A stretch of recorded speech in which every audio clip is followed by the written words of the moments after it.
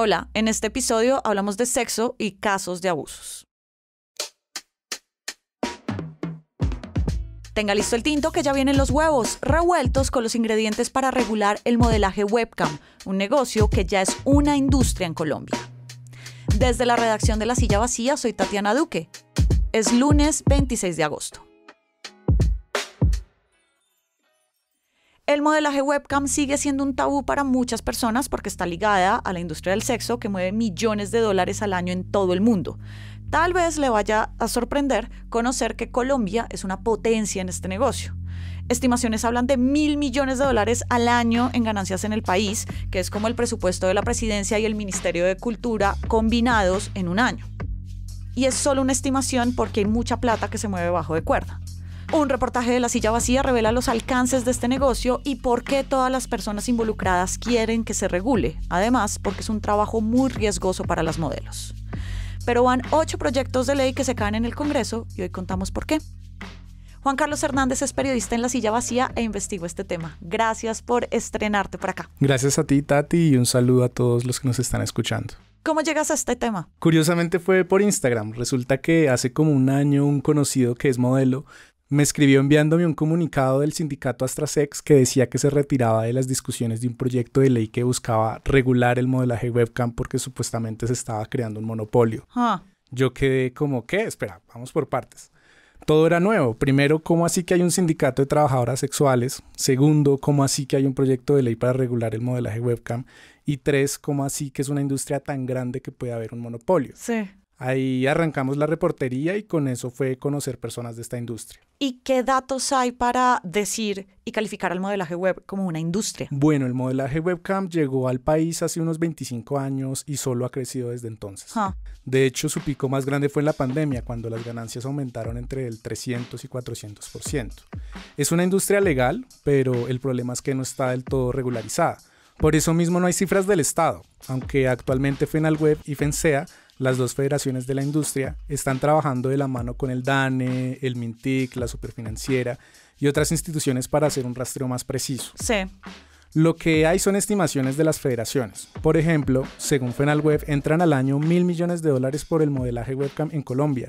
Y eso es una estimación baja realmente. Y porque también hay una informalidad del 70% en estos estudios webcam, de los que se estima que hay más de 12.000 estudios en el país, ubicados principalmente en Medellín, Bogotá y Cali, en ese orden. Sí. Colombia, eso sí, es el país con más modelos webcam en el mundo. ¡Wow! Exacto, por encima de Rumania, que es también otro país fuerte en esta industria, y allá las modelos son más profesionalizadas.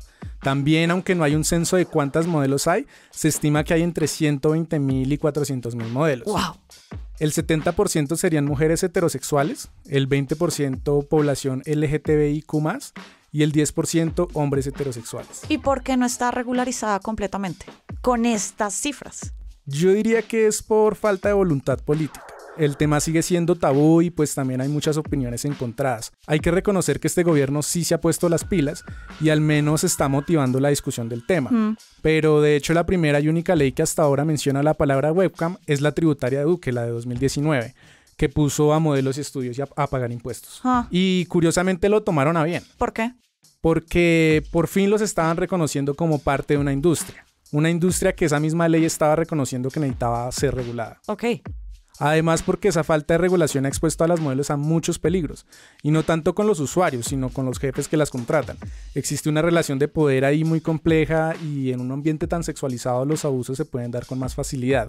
Hay muchos casos de violaciones sexuales en estos estudios, en varios testimonios que recogí para el reportaje, y otros que pues no quisieron hablar en cámara, nos contaron que tuvieron, por ejemplo, que pasar por pruebas sexuales sin una cámara prendida frente a sus jefes. Y eso sin consentimiento es una violación. También en muchos casos las jornadas que se exigen son muy largas, de 12 horas seguidas o hasta más, y existen los llamados estudios de garaje que tienen espacios muy reducidos en donde la higiene es mínima. Incluso hay casos de modelos que tienen que intercambiar juguetes. Y lo otro es que no hay salarios fijos y muchas modelos no tienen prestaciones sociales. Y pues socialmente se cree que todas las modelos facturan bien y pues no es tan así. Claro. Hay modelos que se pueden hacer hasta 20 millones de pesos o más en un día, pero otras pueden irse sin un peso o incluso ganar solo 15.000 pesos en una quincena. ¿Y cómo se explica eso? Es que en parte el problema es cómo se reparte la plata. De entrada, el 50% se lo quedan las plataformas, solo por el uso de las páginas. Ya el otro 50% se lo queda a la modelo si es independiente, es decir, si transmite desde su casa, por ejemplo. Pero si la modelo trabaja para un estudio, ese 50% restante se divide, no siempre en partes iguales, entre la modelo y el estudio. Entremos a ese negocio, Juan Carlos, y por qué es necesario que el Congreso regule. A partir de la tributaria de Duque se le dio un sustento jurídico a la industria. Además, la Corte Constitucional dijo en una sentencia de 2021 que era necesario regularla protegiendo los derechos laborales de quienes trabajan acá. De hecho, la Corte le pidió al Congreso y al Ministerio de Trabajo hacerlo. Al Congreso han llegado al menos 8 proyectos de ley para regular este negocio que se han dividido como en 2 tipos de proyectos. A ver. Uno enfocado en reconocer la relación laboral entre estudios y modelos, exigiendo contratos de trabajo y los derechos que eso conlleva, como salud, pensión, liquidación. Y el otro enfoque que ha existido es más empresarial, regulando el tema de la ubicación de los estudios, el tipo de actividad económica y, lo más clave, la forma de contratación. Sí. Este tipo de proyectos han querido imponer los contratos de mandato como la forma predilecta de contratación. Como los de Uber, los de Rappi y estas plataformas. Exacto. De hecho, en la sentencia que te comento, la Corte reconoció que en la industria webcam estos contratos eran la fachada de un auténtico contrato de trabajo.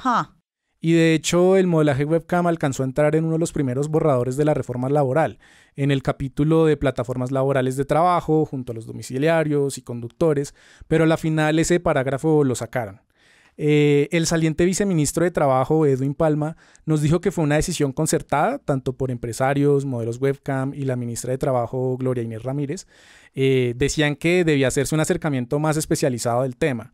Y pues yo la verdad ahí sí creo que se perdió la oportunidad al menos de poner unos mínimos a quienes trabajan como modelos. Oye, pero el resto de proyectos tampoco han pasado, ¿por qué? Ninguno pasó el primer debate. De hecho, la mayoría ni se debatió, que casi todos se archivaron por falta de agendamiento.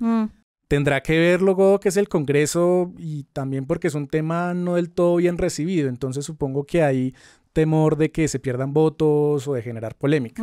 Claro. Pero a pesar de eso hay un lobby de los empresarios de la industria webcam que han tratado de impulsar sus intereses con varios de estos proyectos. ¿Y qué quieren los empresarios? Que haya un proyecto de ley que aclare en qué lugares pueden operar, claridad en su actividad económica, más facilidades para poder ingresar la plata y sobre todo los contratos de mandato. O sea, que las modelos sean consideradas como colaboradoras y no como sus empleadas. Como este tipo de contratos son comerciales y no laborales, los estudios son como una especie de managers y no están obligados a pagarles prestaciones.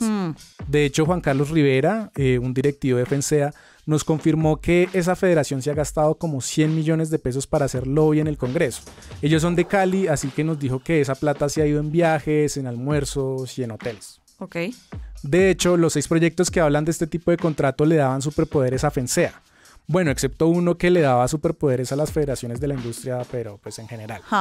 Antes el congresista abanderado fue Jonathan Tamayo, Manguito, que presentó 3 proyectos y fue quien metió el artículo en la tributaria de Duque, que puso pues a modelos y estudios a pagar impuestos. Uno de los últimos abanderados fue el representante petrista Alejandro Campo, pero se hundió. Y ahora el que está trabajando el tema es el representante de John Jairo Berrío, del Centro Democrático, quien ya había presentado uno antes. Y bueno, ¿y qué quieren las modelos webcam de una posible ley? Yo creo que es difícil hablar de qué quieren las modelos en general, porque algo que me di cuenta es que muchas de ellas no están al tanto de estas discusiones, sino que pues les interesa trabajar y tener dinero. Y muchas no lo hacen de forma abierta, sus familiares no saben y muchas lo consideran casi como un escampadero. Además, todo esto del sexo es un estigma. Exacto. Sí es claro que quieren los sindicatos, que es el reconocimiento de la relación laboral entre estudios y modelos y pues los derechos laborales que esto trae. Pero además, algo en lo que coinciden todas las personas con las que hablamos, modelos, sindicatos, estudios, empresarios, es que se regularice la industria y que el Estado se apersone de esto. Y una cosa que sí dijeron las modelos es que es necesario que haya una atención en salud mental para este tipo de trabajo, que a la larga termina siendo agotador física y emocionalmente. El reportaje ya está al aire en lasillavacía.com. Gracias por pasar por acá, Juan Carlos. Gracias a ti, Tatiana, y a todos los que nos están escuchando. Esta semana estamos atentas a la llegada de la reforma a la salud al Congreso, las mesas de trabajo sobre el negocio de pasaportes y de las movidas diplomáticas en la crisis de Venezuela. Todo esto y más va a estar en lasillavacía.com, en las redes y en el en vivo. Y por acá cada mañana estará servido su desayuno político favorito.